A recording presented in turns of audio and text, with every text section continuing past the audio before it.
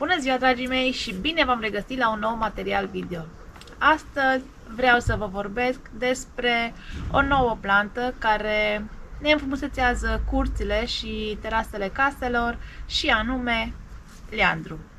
Între timp, dacă ceea ce postăm vi se pare interesant și util, puteți să ne acordați un like, o distribuire, iar dacă sunteți pentru prima dată pe acest canal, nu uitați să vă abonați, este complet gratuit. Și bineînțeles să activați și clopoțelul, în așa fel veți fi notificat de fiecare dată când noi postăm ceva nou. Și acum să vedem despre această minunată plantă leandru. Leandru este o plantă ornamentală care se remarcă prin frumusețea ei. Este originar din zona mediteraneană, dar este răspândit în multe părți ale lumii datorită capacității sale de a se acomoda la diverse condiții climatice și sol. Este un arbust care poate atinge înălțimea de 1,5 m, chiar 2,5 m, în cazul în care este plantat în ghiveci. Iar în zona sa de origine poate ajunge chiar și până 6 metri și poate trăi până la 100 de ani. În ceea ce privește leandru, ghiveciul este foarte important. Acesta nu are nevoie de un ghiveci foarte larg. Are nevoie de un ghiveci suficient de înalt, astfel încât rădăcinile să crească în adâncime și pe fundul vasului se poate pune un rând de pietriș pentru a asigura o bună drenare. Tot pentru a avea un bun drenaj, trebuie să fim atenți și la substratul în care cultivăm leandru. Acesta trebuie să fie compus din o treime pământ de pădure, o treime turbă și o treime nisip. În cazul în care nu puteți face rost de pământ de pădure, puteți înlocui cu 2/3 turbă și o parte de nisip.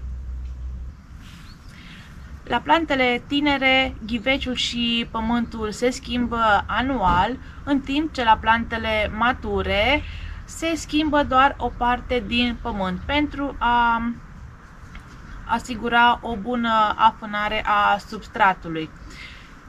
La plantele mature, ghiveciul se schimbă doar în momentul în care rădăcinile plantei apar la suprafață. Atunci este momentul potrivit pentru a schimba ghiveciul. Până atunci schimbăm doar o parte din pământ. Pentru a se dezvolta armonios, leandrul are nevoie de lumină și soare. Soarele îl ajută să se dezvolte corespunzător.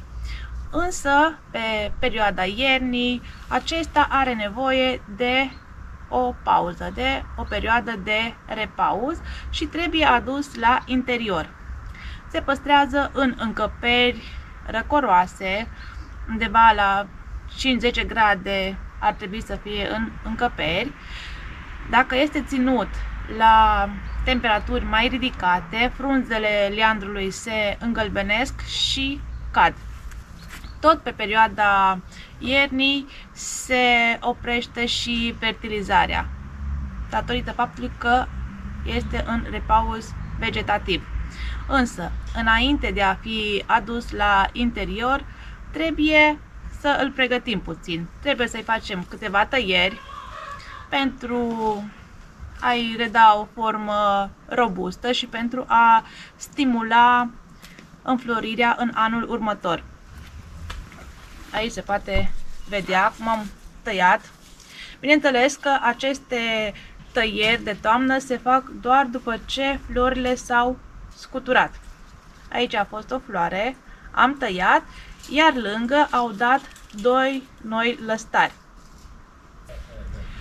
După ce s-au făcut tăierile de formare a coroanei, trebuie să curățăm frunzele de praf, la fel și ghiveciul, smulgem aceste buruieni și neapărat trebuie să tropim cu un fungicid, un insecticid și pentru ca planta să se adapteze mai ușor la noile condiții de mediu, pentru a-i reduce stresul și pentru a-i întări imunitatea, adăugăm și albit.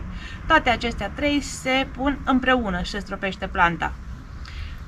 Liandrul se poate și înmulți, fie prin semințe, aceste păstăi pe care le face planta, dar este o înmulțire destul de greoaie și nu are un randament foarte bun, și prin butaș.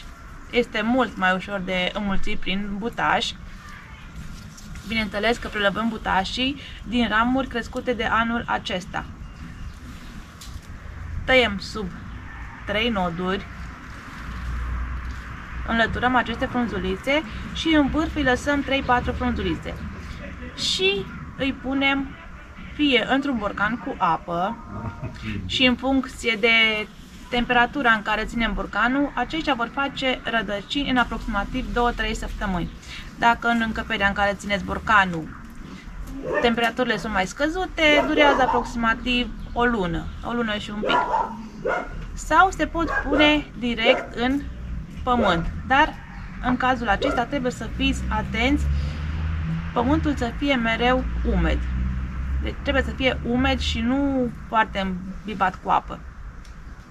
Îngrijirea leandrului nu este deloc complicată, însă trebuie să fim atenți la anumite aspecte pentru a se dezvolta armonios și pentru a înflori spectaculos.